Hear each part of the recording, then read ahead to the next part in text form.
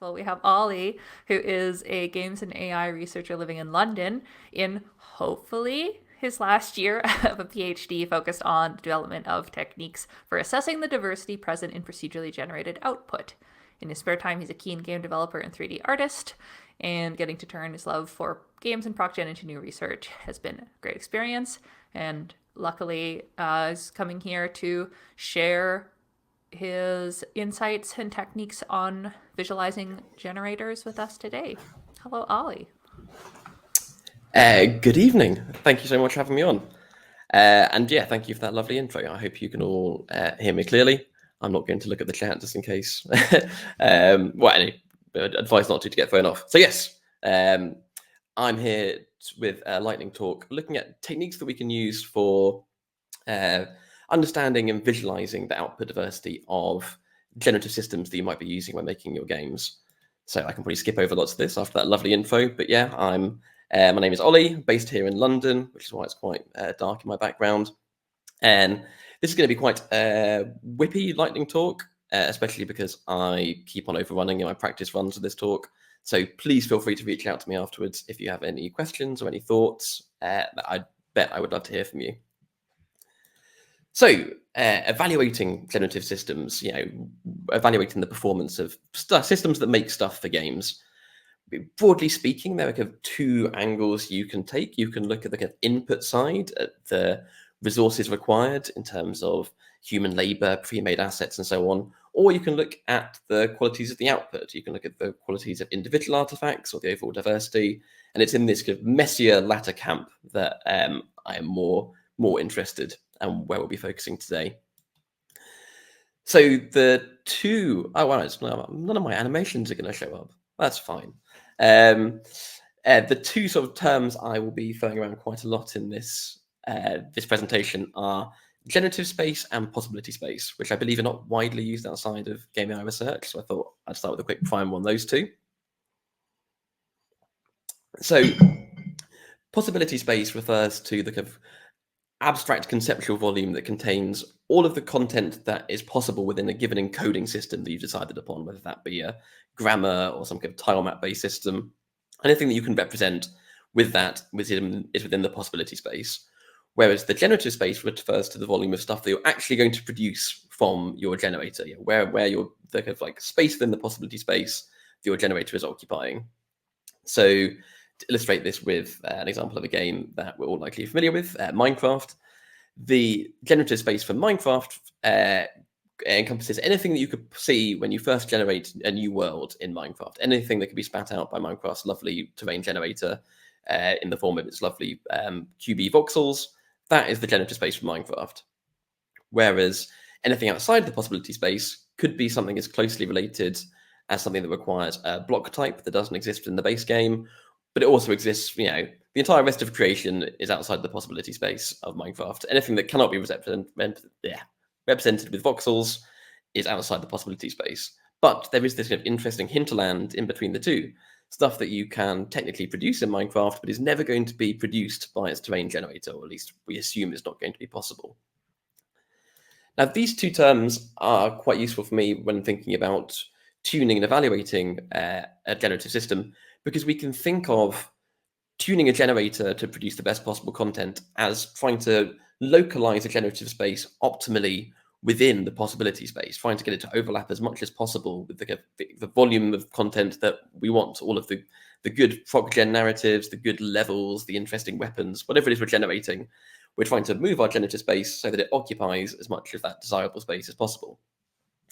Now, in this slightly naff visualization, you might think like, oh, well, that's super easy then. We just get the green blob to overlap with the blue blob, and we've got the perfect infinite content machine. Well, I probably don't have to tell this audience that it's nowhere near as simple as that for a bunch of reasons, but some of the big ones being the sheer number of artifacts it's possible to produce. It's quite trivial to make a generator that has quintillions of unique artifacts within its generative space, and we do not have time to look at them all. And even if we did, even individual artifacts within that space can take a huge amount of time to evaluate due to their size or the number of goals we have for them, and so on. And the quality of them can be hugely subjective. Even within I've experienced this myself. Even in a 2-person dev team, you can get a huge amount of disagreement on whether or not a level is good.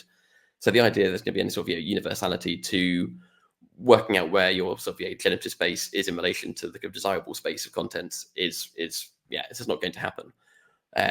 But that doesn't mean we cannot try, and does not mean there's not necessarily value in trying to understand where our generative space is.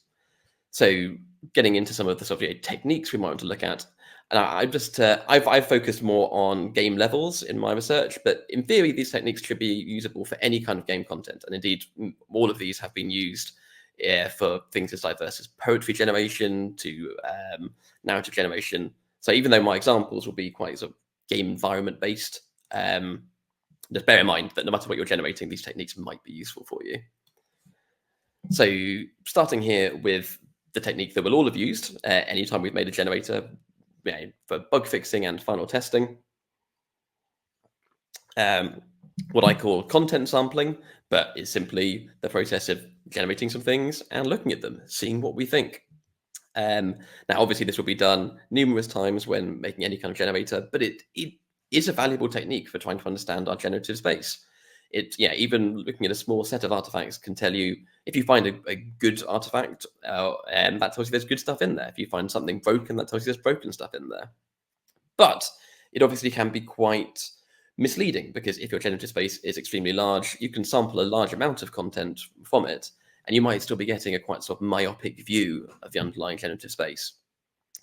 So this is going to be most useful when, especially if your time for doing anything more complicated isn't there. But if your generative space is quite tightly defined, you're using a very constrained grammar, say, or you're using something like cellular automata, which tend to produce fairly kind of like homogeneous looking output, even if it's, there might technically be trillions of maps that can be produced by like a cellular automata based generator, but they have like an oatmeal-y effect of looking quite perceptually similar, then content sampling might be all you need. But there are options if you'd like to get a higher level view. And I do apologize there. All of this stuff should be animating in nicely, so it's not such an immediate information overload for the slides. So apologies for that. But option 2 I'd like to talk about is expressive range analysis, or ERA for short. It's very common in my field of game AI research. And by my understanding, it is also quite widely used in industry, just not necessarily by this name. I think this term is quite clunky. It makes it sound like you're doing something a lot fancier than you are doing. Because to apply ERA, all we need to do is generate a large amount of content from our generator, like as much as we have the compute available to do. And then we need to decide on some features or metrics to calculate for each piece of content.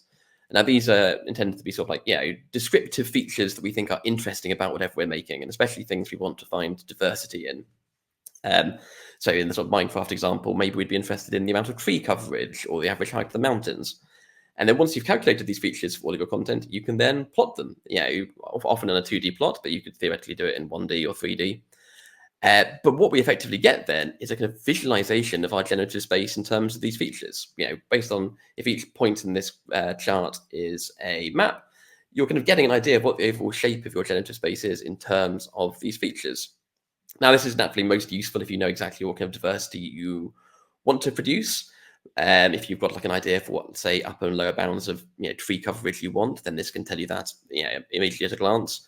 But even if you don't know what kind of diversity you want, this can still be quite informative. It tells you what kind of content your system can't produce, what it can produce, and it can be used as a form of pseudo bug fixing. Even you might be quite surprised to see in this toy example, 100% water coverage and a large number of tree cover.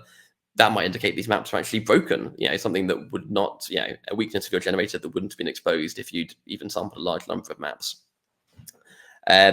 Also, just this is where a lot of my research is focused. So if you'd be interested in learning about how we can, in a more informed way, select pairings of metrics to visualize, or use neural networks to start predicting these metrics and what that can do, feel free to check out my work and then ask me about it whenever you like. Just to highlight, Abdul Rahman gave a really lovely talk a couple of years ago at Roguelikes where he used ERA in the more specific context of his game scenario. But he had time to go into much more depth than I do today, so I'd really recommend his talk if you'd like to know more about ERA. But what if we aren't sure what kind of diversity we're interested in, or the kind of diversity we're interested in can't really be calculated trivially? There are still options we have available to us. Specifically, I'm talking about dimensionality reduction algorithms, or DR algorithms for short. Now, these algorithms are quite widely used as like a pre-processing step when using machine learning or in sort of data predictive analysis. And what they effectively let you do, and we don't have time to go into any depth on how they work, what they do is they let you, for like a high-dimensional data set with hundreds or thousands of variables, you can often compress these data sets down by producing new variables out of combinations of the original ones that still account for like a large amount of variance in the underlying data set. So say in it's quite common in healthcare data sets where you might have like hundreds of variables for each patient, but maybe you find in your analysis that loads of those variables are strongly correlated with each other. Say height and weight are strongly correlated enough that you don't need to store both. You can create a new variable that combines the two and therefore reduce the dimensionality of your data set down to as few as a handful of variables. And it turns out that you can do this to encoded game data. Often when we're generating stuff for games, we're generating them. What we're effectively generating is a list of values, a list of variables, and you can compress these like any other. So just like an ERA, we can generate a large amount of content, represent it in some kind of linear set of variable form, push it through a dimensionality reduction algorithm, and get as few as two variables that hopefully still explain an amount of variance in the data we've created. And then you can plot those just like in ERA. Now, this doesn't have the advantage that ERA does, where this is not producing diversity that we can understand. We do not know what variability in these features means because they're kind of very abstracted new variables. But this can still be very useful, especially if you're comparing two different generators or two different tunings of the same underlying generator. It can at a glance tell you whether or not a different tuning of a generator is producing more diverse content, or if it's producing content that another generator would really struggle to produce. In this toy example, we can see the purple generator is producing stuff that the green generator never will. So this can be quite a useful family of techniques to use when you aren't sure what kind of diversity you want, or what you do want, can't be trivially calculated. And I would also say it's pretty likely to be most useful if you're working with quite small content representations. Like DR algorithms that don't scale super well if you're dealing with thousands upon thousands of variables. But if your content can be represented in hundreds rather than thousands of variables, this might be a technique that is quite useful for you. But finally, I just want to talk about an option for combining the benefits of these previous techniques. So it's often the case that you want as a designer to have a kind of on-the-ground look at your data. There's no kind of metrics or heuristics that will tell you whether or not the stuff you're making is good, but you'd still like to get an idea of what the overall shape of your generative space looks like. Well, you can do this by kind of combining the approaches. So first, we can make a visualization of our generative space using one of the techniques we've looked at already. But then rather than sampling randomly from it, we can use this graph to inform what content we look at. Especially we tend to be interested in the extreme outliers in this space, or in representatives of certain clusters. So then we can look at quite a small amount of artifacts in our at a time, but still get an idea of what the overall shape is of our generative space by looking at the extreme boundaries. What is the most extreme case from our generator? What does our generator produce when it does the equivalent of rolling 26s in a row? And that content can be sort of very informative. Is it broken, or is it interesting in a way that we'd like to push the generator more towards? So if your needs are very sort of very specific and can only be judged by a human, this potentially can be a technique that is useful for you. So with an eye on the time, this is going to be that's the end of the technique section. But just to kind of wrap up, I just wanted to highlight that only you know what your generator needs. There is no kind of one size fits all technique. You need to bring your own wants and needs for your generator to these techniques. And just to illustrate this with two nice examples, Tom Francis gave a lovely talk last year at Roguelike Celebration on how the process he went through to end up making very simple, boring levels for his roguelike heat signature. And it turned out to be exactly the right decision for his game because there was enough diversity basically present in the other systems he was implementing. So even though he ended up targeting a tiny portion of the possibility space of levels, that was the right decision for this game. And at the other end of the spectrum, we have games like Dwarf Fortress. I love this Reddit thread from a year ago where someone found a map that immediately detonates as soon as you load up the game. Something strange is happening geologically, so as soon as you press play, the map just implodes in on itself and all of your dwarfs immediately die. Now, in any other game, a map that immediately kills the player would never be something you wanted to find in your generative space. But because of the kind of losing is fun ethos of Dwarf Fortress, this is delightful. It delights players, and I suspect Zach and Tarn Adams would be very happy that their game can produce this kind of experience. So yeah, working out where you are on the kind of heat signature to Dwarf Fortress scale is a decision you have to make, and one that these techniques can't wait for you. So with an eye on the time, I think I'm overrunning. Apologies, but just some quick takeaways. Again, content sampling is fine, but you can probably do more with less work than you might think. Make your generator easier to test. Future, you'll be very happy if you make things modular, make it possible to generate encoded content without all of this sort of dressing up. Basically generating in the minimum form you need to evaluate it. ERA for when you know what diversity you want. DR for when you don't necessarily. And just the personal note, consider reaching out to game AI researchers. I know Roguelikes is great at bringing the two communities together, but it would still be great if there was more collaboration between the two. There's lots of very smart folks, smarter than me, in my field who would love to test their ideas in a more commercial context. So consider reaching out to some of the folks in the recommended reading here on this last slide or beyond if you're interested in doing sort of more in-depth evaluation of your systems. So that is it from me. Thank you so much for you in the audience. Thank you so much to the organisers. It's been a real privilege to be here, and I will finish it there. Thank you so much.